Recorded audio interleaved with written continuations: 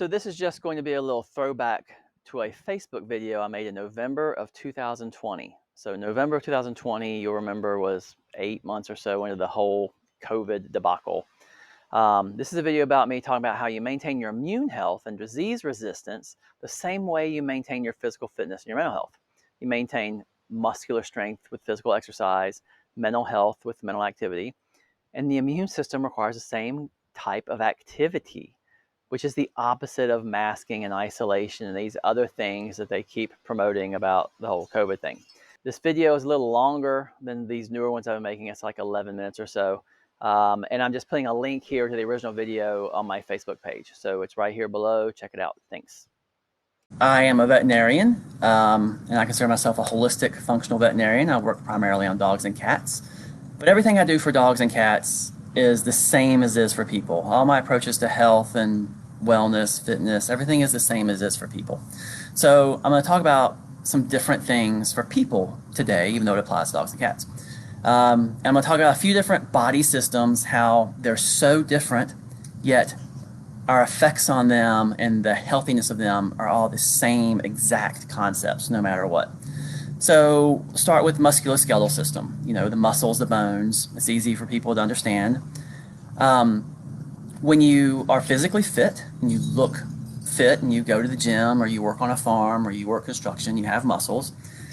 If your muscles are suddenly challenged by something bigger than you're used to, like somebody needs you to help them move furniture or something, well, you can probably do it and handle it without injury or without damage. Whereas if you don't exercise regularly and don't have strong muscles and you're forced into a situation where you have to lift something heavy, you're more likely to hurt yourself or get injured or just not to be able to do it. So there's that's one concept about muscles and bones. Another one, if you ever had your leg in a cast or your arm in a sling because you injured your shoulder, you'll see how quickly the muscles atrophy and waste away. Even though you had good muscle when you were strong, you lose it within a few weeks from not using it when it's immobilized in a sling or a cast. This is, disuse that our muscles and skeletal system really need to be active and exercise and under some amount of stress to stay healthy. When you lift weights or go to the gym or work out or do an aerobics class, the way you get stronger and more fit is you challenge yourself. You stress your body, you stress your system, to where your system has to get a little bit stronger to deal with it. So if you haven't been working out or you have been in a cast or sling, you've lost all your muscle, well, you can't just go straight out and do the exercises you used to do. You can't lift as much weight as you used to. You're going to be injured or hurt yourself. You have to gradually build back up to it by lifting smaller amounts of weights or doing your classes and exercises, at less intensity for quite a while until you build up your strength and fitness level again. So that's the musculoskeletal system. It's easy to see those examples. Another system that works the same way but is very different is the brain, the mental health, the neurological system. So for here, I think of my elderly grandmother who spent a lot of time alone in her home, towards the end of her life before she went to the nursing home. She should have gone to the nursing home sooner because she spent too much time alone. She didn't think a whole lot. She didn't have anything to do. She didn't engage with people. She wasn't using her brain and her mental faculties, and they faded away, and she got a little confused. She didn't have dementia or Alzheimer's, but she was confused and she got a little slower. She wasn't as sharp as she used to be. It's because she wasn't doing anything with her brain. She wasn't doing Sudoku puzzles or crossword puzzles or anything because her vision was poor. So in that situation, her mind is, a little slower and weak. The connections aren't as strong as they used to be. If you challenge her with a math problem, it's going to be confusing and overwhelming, just like if somebody with weak muscles is challenged to lift a heavy object, it's going to be difficult. So the brain works the same way. The brain needs constant activity and exercise and small amounts of stress to make it think harder and work harder. That's how it becomes stronger and more fit, just like your muscles and bones. So if you are weak in those categories, you have to slowly build back up. You can't just immerse yourself or throw some heavy load or heavy burden. You won't be able to handle it. If you are strong, you've been using your brain a lot and you've been working out a lot, then when you're challenged with a complex technical problem, or a physical challenge, you're more likely to be able to handle it without being injured. Any injury can happen anytime, but you're more likely to be able to handle it. Okay, so those are two very different systems, but the same concepts apply to they need to be active and exercised and challenged on a regular basis to stay strong and fit to be able to meet an upcoming challenge. So now let's get to the immune system. The immune system is the same exact way.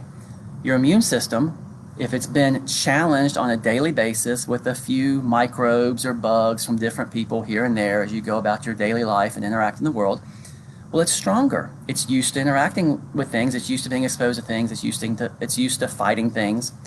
And it's more likely to be able to fight something when a heavy burden comes. You know, moving a heavy piece of furniture is like a heavy load of microbes coming at you from somewhere you're not used to. Whereas if you've been isolated or spending a lot of time alone and not being exposed to the microbes of other people, if you are suddenly exposed to a lot of them, you're not going to be able to handle it. It's going to be overwhelming for your weak immune system, and your immune system won't be able to handle it, and you'll get sick. It's really that simple. If you're out, active, exercising, being exposed, exercising your immune system, then your immune system is more likely to be able to handle some increased challenge or increased task. So, in the current environment where everyone is so hyper-focused on this one thing and has tunnel vision, you know, there's this one big thing that everybody's worried about, but there's also plenty of other things in our daily lives. There's, you know, the regular bugs and colds that we've always been exposed to. If you're constantly exposed to those things, you have a stronger immune system. If you are not constantly exposed to them, or you've been in hiding, in isolation for months and months, your immune system has become just as weak as your arm or leg would have been if it was in a cast for a few months because you broke a bone. So what do? You're not as strong as you used to be. You can't just go right out in the middle of everything where there's lots of exposure and lots of immune system challenges and be able to handle it. You're more likely to get sick. So you have to start introducing going to public places and exposing your immune system to a few people in a few places at a time and try to slowly get your strength back up. I, for the past several months, have been active out in the woods, running and going places and going to work and going to stores. And my immune system, I feel like, is just as strong as it's been my whole life. My whole life before this, I've been playing in the dirt. I've been exposed to people. I've been in other countries.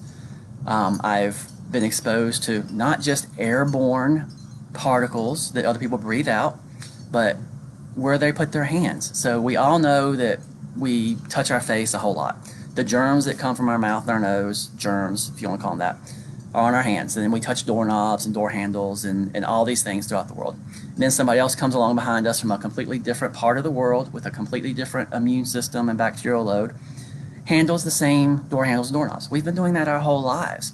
That exposure to those things is what keeps our immune system strong and healthy and on alert and challenged and looking for things and stronger. We've all heard the sayings, even for personal life or personal growth or career growth. You have to challenge yourself to get stronger and grow better. Doesn't mean that you need a huge, insurmountable challenge. It means you need daily, constant, slight, moderate challenges. If you haven't been doing that to your immune system for the past several months, then your immune system is weaker than it was several months ago. And that might be a problem for you. That might be more of a problem than someone like me has. Not to say that I could not end up sick tomorrow. Anything can happen to anybody. So I encourage everyone to do everything you can mentally, physically, and for your immune system to keep them active, keep them slightly challenged, keep busy and doing things and moving about and being normal in the world, because that's what keeps you strong and healthy. So an example of someone who hasn't had a lot of immune exposure the past few months. Well, you probably don't need to go to a college football game where you're exposed to a whole lot of stuff. That's going to be like someone who hasn't lifted a weight in a year being asked to move a refrigerator. It's not going to work. You're going to get injured. You're going to get hurt. It's not going to work. Someone like me, I may or may not be able to lift a refrigerator. I'm in decent shape, but maybe I don't need to go to a college football game either. But that doesn't mean I can't go to all sorts of other events or a high school football game. You know, and someone who has been going to high school football games, someone who is a bodybuilder, someone who is super strong, you know, strong immune system in other ways. The bodybuilder is an example. It doesn't mean you have a strong immune system just because you're a bodybuilder. Well, maybe you can handle going to a college football game, okay? So you need to have common sense. We don't need to stop having college football games, but if you haven't been exposed and your immune system is very, very weak from lack of exposure, you don't need to be going to a college football game. That doesn't mean that other people can't go to the college football game. Okay, and then one last thing about all three of these systems, the musculoskeletal system, your brain, mental health, neurology, your immune system. It's not just physical strength. So back to the example of the bodybuilder. See plenty of people with big, strong muscles, you know, good looking, lean, fit bodybuilders. Well, they may be able to lift a large amount of weight. When they're challenged with a big task, a big weight, they may be able to handle it. But can they keep on going for days and months carrying that heavy weight? That endurance comes from nutrition and underlying health and fitness of nutrition. If you're eating crappy food, you can still look healthy, have muscles, you can still have a sharp mind, you can still look like you have a good, healthy immune system because you don't get sick very often. But if you're eating high sugar, high processed foods, and not getting out and breathing and exhaling and getting natural sunlight and exercise, then you're not going to have the endurance, the marathon runner endurance. And that's another thing that we need right now. We don't just only need the strength of our immune system, but our immune system needs to be strong, not just today, but for weeks and weeks going forward. That's more of endurance, you know, that's marathon runner instead of bodybuilder. So if you're not eating healthy, even though you look good, you're still at increased risk of being sick because you don't have the endurance to keep on fighting things as they come to you. So those are just my, you know, 2 cents, 10 cents, whatever, my opinion. That's all for now. Thanks for listening. Bye.